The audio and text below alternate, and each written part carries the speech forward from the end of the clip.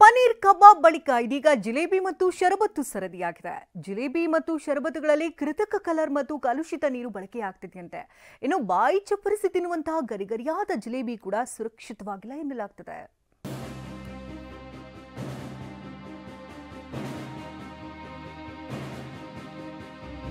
ಬಿರುಬೇಸಿಗೆಯಲ್ಲಿ ದಣಿವು ನೇಗಿಸಲು ಶರಬತ್ತು ಕುಡಿತಾರೆ. ಸಿಹಿ ಪ್ರಿಯರು ಬಿಸಿ ಬಿಸಿ ಜಿಲೇಬಿ ತಿನ್ನೋಕೆ ಹಾತೊರೆಯುತ್ತಾರೆ. ಆದರೆ ಈಗ ಅವರಿಗೆ ಶಾಕಿಂಗ್ ಆಗುವಂತ ವಿಚಾರವೊಂದು ಬಂದಿದೆ.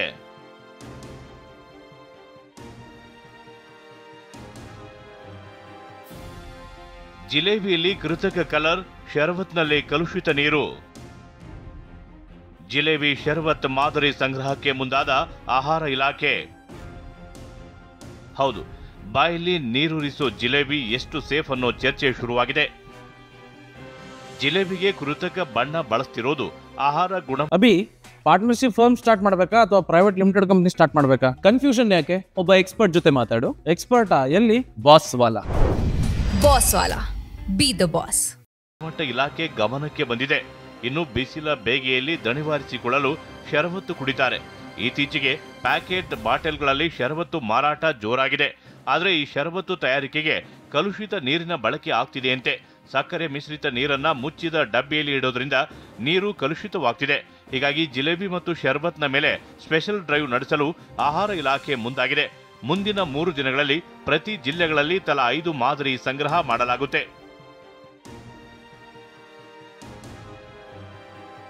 ಇನ್ನು ಆಹಾರ ತಜ್ಞರು ಕೂಡ ಇಂಥ ತಿನಿಸುಗಳನ್ನ ಸೇವಿಸುವ ಮುನ್ನ ಎಚ್ಚರ ಅಗತ್ಯ ಅಂತಿದ್ದಾರೆ. ಕಲಬೆರಕೆ ಆಗೋಂಥ ಕಲ್ಲರ್ ಏಜೆಂಟು ಮತ್ತು ನೀರಿನ ಗುಣಮಟ್ಟ ಸರಿ ಇಲ್ದಿರ ಇದ್ದಾಗ ಖಂಡಿತವಾಗೂ ಅದು ದೇಹದ ಮೇಲೆ ತೀರಾ ಕೆಟ್ಟು ಪರಿಣಾಮ, ಕ್ಯಾನ್ಸರ್ ಆಗಿರ್ಬೋದು, ಹಲವಾರು ಕಾಯಿಲೆಗಳಾಗಿರ್ಬೋದು, ಡಯಾಬಿಟಿಸ್ ಹೆಚ್ಚಾಗಿ ತಿಂದರೆ ಖಂಡಿತ ಇದೆಲ್ಲ ಕಾಣಿಸ್ಕೊಳುತ್ತೆ.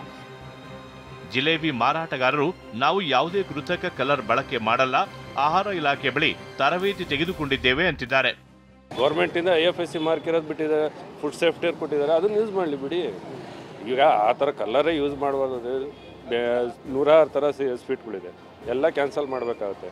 ಒರಿಜಿನಲ್ ಯೂಸ್ ಮಾಡಿ, ಅದರಿಂದ ಏನು ಪ್ರಾಬ್ಲಮ್ ಇಲ್ಲ. ಏನು ಇನ್ನೊಂದು 50 ರೂಪಾಯಿ ಜಾಸ್ತಿ ಆಗುತ್ತೆ, ತಂದು ಹಾಕಿ, ಅದರಲ್ಲಿ ಏನು ಪ್ರಾಬ್ಲಮ್ಮು.